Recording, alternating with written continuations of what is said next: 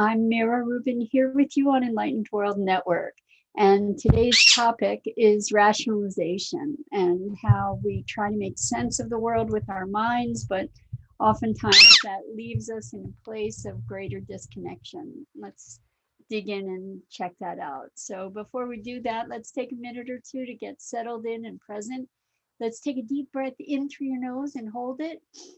And imagine clean, crisp oxygen just flooding your lungs, flowing into your bloodstream, nourishing all your cells, bringing vital life energy into your organs. And as you exhale, exhale any tension, any stress, negativity, toxicity. Let's take another deep breath in through your nose and hold it.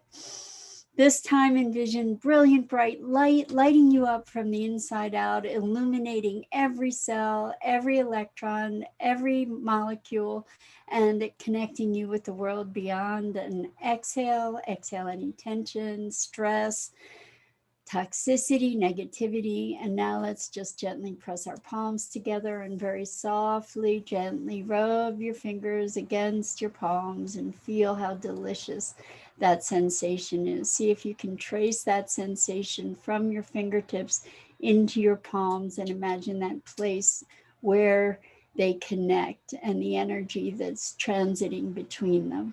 And welcome, welcome, welcome.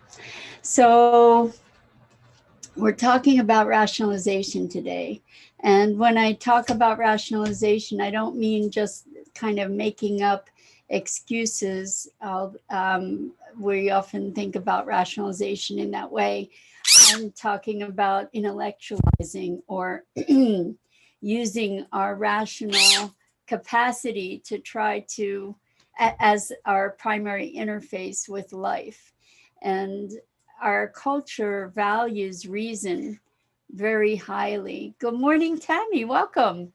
Our culture values reason above all. That the presumption underlying that is that reality, quote unquote, reality follows logic, and that there's an explanation for everything. And that it may be true that there's an explanation for everything. I don't know that it's always within our grasp. Maybe I believe that the definition that I use for magic is events or experiences that we don't have an explanation for yet. But there's so much about life that is not rational, that doesn't follow reason, at least in our interpretation of it. You know, you might have been in a situation where you were feeling like the other person that you're engaged with isn't being reasonable.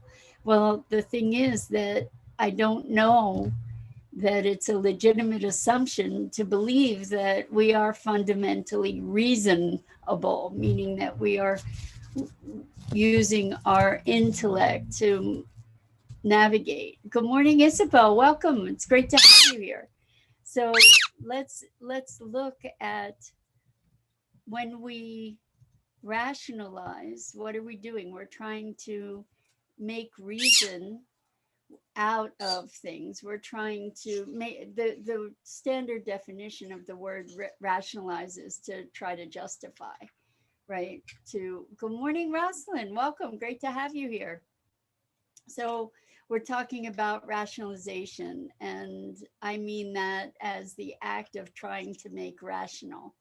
And there are many things that exist in our world that don't really make sense. And we've all experienced a lot of crazy over the past year, and we can see that the responses that people have to situations. Good morning, Tammy. Welcome. We have TNT here today. It's great to have you. We can see that so much of the response to what's happening in the world has not been rational. And why is that? It's because rationality is not the foundation of our being. That if we really look more deeply into how human beings respond to things, it's not necessarily with a reasoned response. And our reasoning can, she did it again.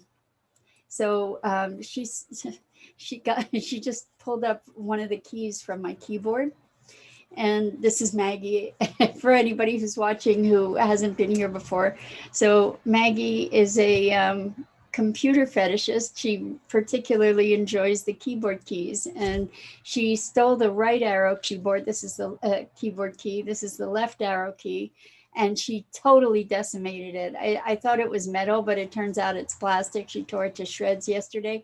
So now she just got the other one, and she's very adamant about grabbing them. I get to go figure out how to get replacement keys for my keyboard now. Good morning, Robert. Great to have you back. So anyway, rational. We resort to reason and rationality, trying to make things rational, in order to, I believe, feel like we have greater control of our world, that it's more predictable. Because if it were rational, it would be more predictable. Rosalind says, Vanna White is into arrows today. Exactly. She got the right arrow. Now she's getting the left arrow. And, I haven't, those were two keys that I failed to prevent her from grabbing. Good morning, Dido. But so far, the rest of them have been protected. Fortunately, those keys aren't keys that I use that often. Anyway, so we try to employ reason and rationality to understand our universe, with the fundamental assumption that that's how it works, that it makes sense, that our capacity to understand the universe, that we can make sense of it. And I think that this is a really interesting thing. I mean, we're human beings are sense making machines. So as we make sense, we do gain an understanding, a deeper understanding of how the universe might be. And this is why I keep talking about working hypotheses for how things work, or my understanding of the universe. But the interesting thing is that our rational understanding evolves. It evolves because we are really just we're making up stories about how things are that we keep testing, and then eventually those stories become modified in response to the feedback that we get. Isabel says, I loved yesterday's lesson on Course of Miracles. Spirituality is experience and not intellectual or from intelligence. So it goes with this. Exactly. Interesting synchronicity, right, Isabel? I love that. Hello, Tori. Welcome. The hugs are great for everybody. So thank you for that. I love hugs. And hugs back to you, Tori. So when we're talking about living and rationality, one of the things that I notice in the work that I do with my clients is that, and with myself, is that it's our minds that often get us in trouble. It's our minds that often have us being separate from the experience, to your point, Isabel, the experience of life, the experience of living. And Tori says, thoughts and okay, sorry. I got a message here that I didn't interpret. Sorry about that. So there are all kinds of workings of the world that are completely beyond our comprehension. And the truth is that when we're interacting with others, we don't really know what's going on with them. And oftentimes, our thinking about it, trying to figure it out, is what gets in the way of our true understanding. And really, where I'm going with this is to entreat us to move from our hearts, that there's a depth of understanding, comprehension, connection, awareness that comes from a connection with our hearts and being purely present, that is vastly more wise than our rational knowing. Now, we as human beings and as these rational beings have understood many principles of science, or have gained some understanding, certainly, of the universe, in order to be able to have the machinery that we have, to have the technology that we have, and all of that is super, super powerful, but it's not complete, and it's not the holy grail per se. That when we're looking at particularly communication uh, with each other, ourselves, and the universe, there is a greater expanse of awareness that may encompass rational thought, but goes beyond it. So the ability to synthesize, to truly synthesize and generate new ideas, doesn't come from the mind. It comes from this other deeper intuitive knowing that somehow is able to synthesize all the information and come to a richer, deeper experiential understanding. And so Rosalind says, if management of time boils to what we prioritize, do we rationalize spending time on stuff that's not a priority? Example, procrastination. So this is using the definition of rationalization as justification. So this is kind of the bottom line. The point is that we use our rational or thinking capability to create reasons and justifications for things. So we might rationalize doing something. Glad to have had you here, Tori. Thanks for joining us. We can use our rational capacity to justify doing things that are unimportant, or doing things that are out of alignment for us, or doing things that are not in alignment with our values. We can rationalize and justify. And that is not the highest use of our reasoning capacities, right? It's kind of one of the lower expressions of our intelligence, is to justify behaviors that are less than desirable, perhaps.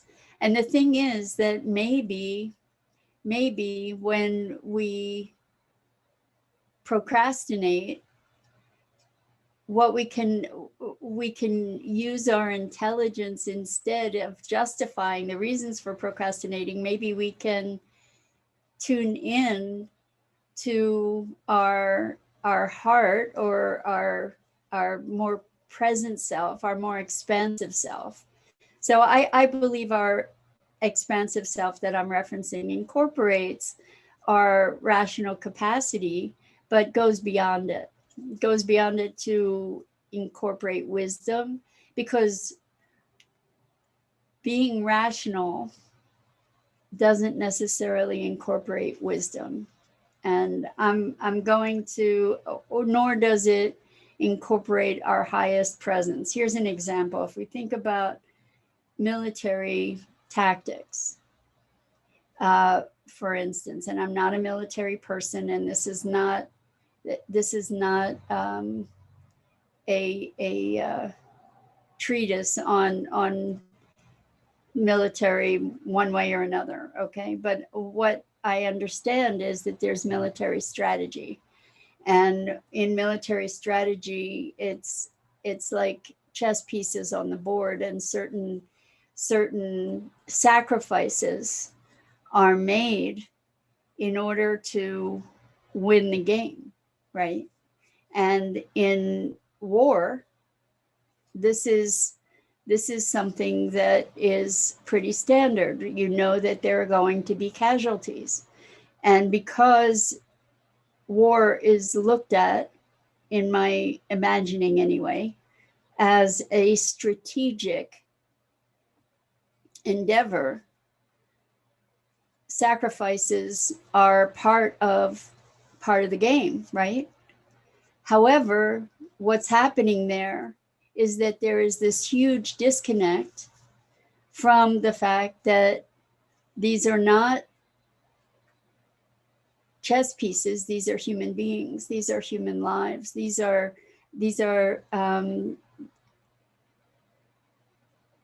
natural environments that are getting decimated. These are human beings and cultures that are getting decimated.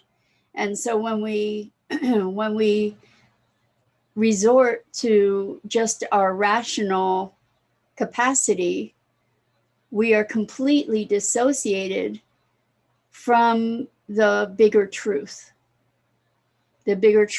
of consequence, the bigger truth of casualty, the bigger truth of our humanity. And I believe that, or at least I'm inclined to believe the notion that it is through this sort of association that we are able to perpetrate incredible atrocities on the planet, because we are working from our dissociated thought and our purely rational capacity. You know, we want to be disaffected emotionally, right? To make rational decisions, you got to get the emotions out of it. And there's something very twisted about that, I think. There's something very inhuman about that. And if we look at the horrors that we've experienced, we can be looking at this rational capacity that is completely dissociated to that enables us to justify absolute horrors. Rosalind says, used in the similar context as justification, then if we can get past the judgment, there's more room for more of what is more important, desires that are worth our time. Yes, exactly. So going back, Rosalind, you're talking about procrastination, that there may be real reasons for procrastination. Maybe there's a deep underlying fear that we get to address. Maybe it's that we would prefer to be doing something else. You know, maybe we have what we're seeing with procrastination is somehow there's a misalignment. There's a misalignment between what we're doing or obligated to do and our desires to be doing something else, perhaps. But I do want to get back to this idea of rationality. You know, when we do cold, calculated assessment of something, you know, it allows us to, because we're in business, perhaps we're more concerned with the bottom line than we are concerned with the way we're running our business and the values that guide it, we might make an investment. She did it again. We might make an investment that is a toxic investment that has toxic consequences to numbers of people, but we'll justify it and rationalize it because it serves the bottom line, and the bottom line is what's most important. For example, that, you know, it's just that people in all kinds of situations justify and rationalize behavior that is reprehensible because they are being rational, and or they're saying that they're being rational.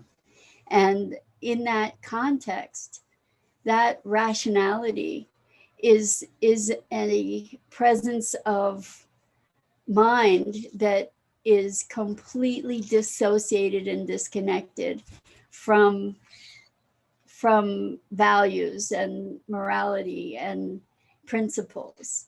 You know, so the thing is that if we can bring our heart and our greater intelligence into decision making in those circumstances, perhaps, as you mentioned, Rosalind, it allows us to reprioritize.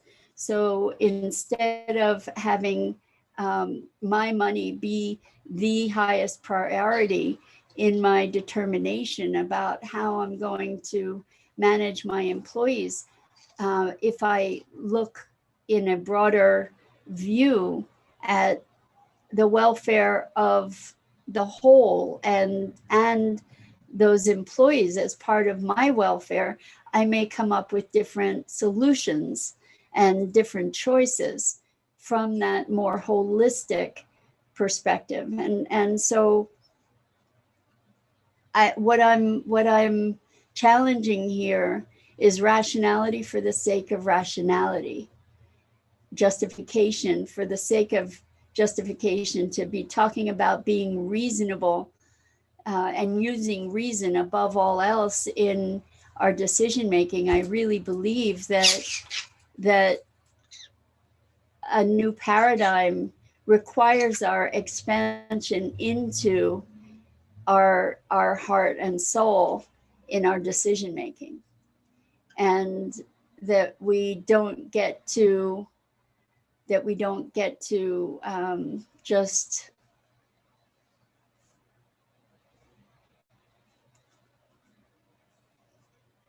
I'm thinking of we don't get to amputate the heart from our decision making. You know, it's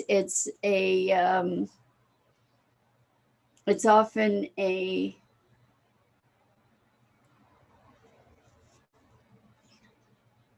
pejorative to say, oh, you're too emotional. You're too emotional. Take your emotions out of the decision. And the thing is that there's a wisdom to the emotions oftentimes, and, you know, presuming that they're not reactive, you know, presuming that it's I'm not acting out of some kind of reaction based on I'm not acting out of a past trauma, for instance, in the wisdom that's given by the emotions. Robert says that makes the difference between being a boss and being a leader. Well, yeah, I mean, certainly a boss can be a leader. I think that when we are connected to the bigger picture, we make very different decisions than if we're isolated and looking at our own self-interest, for example, and justifying the pain and consequences that we might create by making those purely rational, self-interested decisions. Rosalind says, so not to assign an opinion to rationalizing. I'm not sure what you're asking, Rosalind, but what I'm saying is when we rationalize something, we're justifying it, and we're finding reasons to support it. And I guess what I'm really talking about here is expanding our decision-making process, our thought process, to not be purely mental, to not be completely in our head from the neck up, in making the decisions that we make, in coming to the understandings that we come to. Uh, we too easily, when we resort just to our thoughts, we too easily make decisions or have the capacity to make decisions that are heartless. And I think that the new paradigm is to be full-hearted and be thinking from our awakened hearts, to be thinking and deciding and choosing from a heartfelt place in order to make decisions that are more holistically sound, if that makes sense. I'm hoping it does. Funny that I said if that makes sense.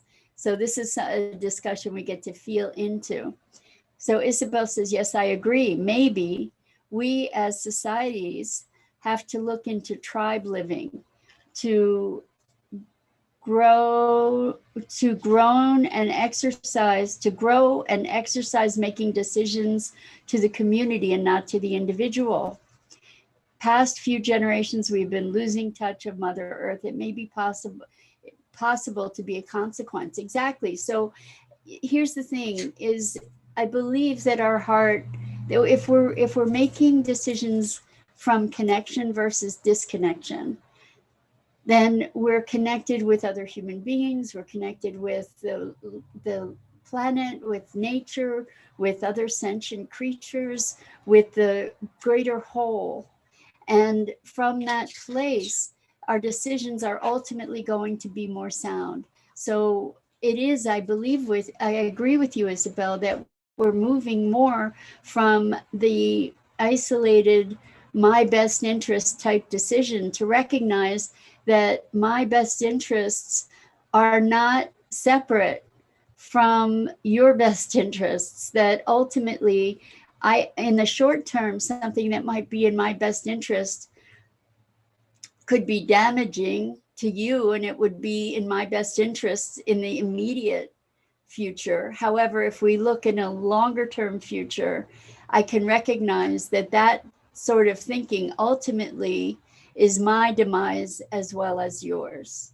So Dido says, people sometimes think rational is best, e.g., for example, in business. But when they look at people with brain damage who cannot access the emotional part of their brains, they can't make good rational decisions. Ignore your gut at your own peril. This is my takeaway from what I've read. Exactly. And ignore your gut at your own peril. So in other words, we get to make decisions that are beyond rational. And that incorporates the rational information, but it doesn't stop there. It's richer, it's broader, there's more to it. And we are not rational beings by our nature. We are multidimensional beings, and rationality is one of our capacities or one of our capabilities. But it is not in and of itself, by any stretch of the imagination, complete in perspective or wisdom. So I think that's a good place to wrap up. Rosalind says, it seems like today's topic is similar to a previous episode you had about responsible honesty. So is it to say that to disassociate from opinion So is it to say to disassociate from opinion when rationalizing, not to make a decision, not to do something based on because it makes us feel better? That's interesting. I think sometimes our connected decisions do make us feel better. Ultimately, I think that, for instance, let's say I was a business owner and I see that my bottom line is dwindling, and in order to recoup some of the losses or to limit some of the losses, I feel that I need to lay people off. And that's the rational decision. But then if I bring my emotion into it, I can recognize that, wow, that feels terrible. Feels terrible to be laying off these people that have been loyal and productive parts of this company, people who have lives and other obligations, and what would be the consequence of my laying them off. So based on that emotion, rather than taking the first obvious decision to lay people off, might be to go find more business. And so it's enabling our emotion, which is maybe sometimes what would feel better, to help inform our decisions. I'm not sure if that's really being clear. Isabel says, I think those decisions always make us feel better ultimately. Yes, the ones that are decisions that are connected, that do align with what is going to make us feel better. Now, maybe Rosalind, you might be talking about the rationalization or the avoidance of things, and in that case, maybe we don't want to make a decision. And you see, it's a matter of context. Are we looking at what's going to make us feel better in the short term, or what's going to make us feel better in the long term? So maybe I really don't feel like doing this right now. I would feel much better to go wash dishes even. However, in the long term, if I don't do what I'm rationalizing, avoiding, then I might feel a whole lot worse. So that might give me the impetus to do what ultimately I need to do. So replying to Isabel, Rosalind says, the ones that align with us. Yes, I agree with you, Isabel, that the decisions that align with us ultimately make us feel better. Right. So sometimes the decisions that align with us may make it harder in this particular moment, but better in the long run. And so it's a matter of taking a broader view. And the bottom line in this conversation is even beyond responsible honesty. And thank you for bringing that up, Rosalind.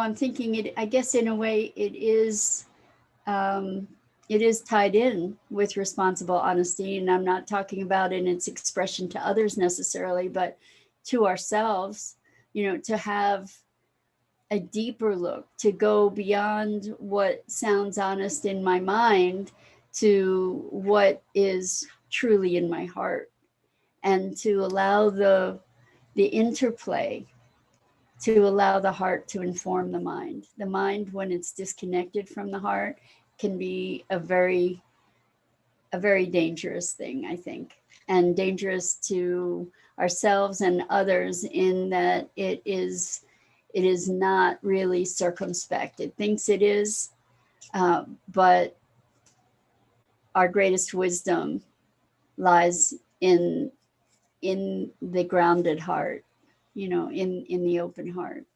At least that's, again, one of my working hypotheses.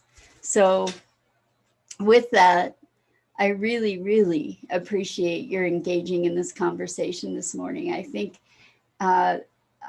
we get to redefine our culture as a culture that is more holistically oriented, more connected. and that we are not looking at just making rational decisions and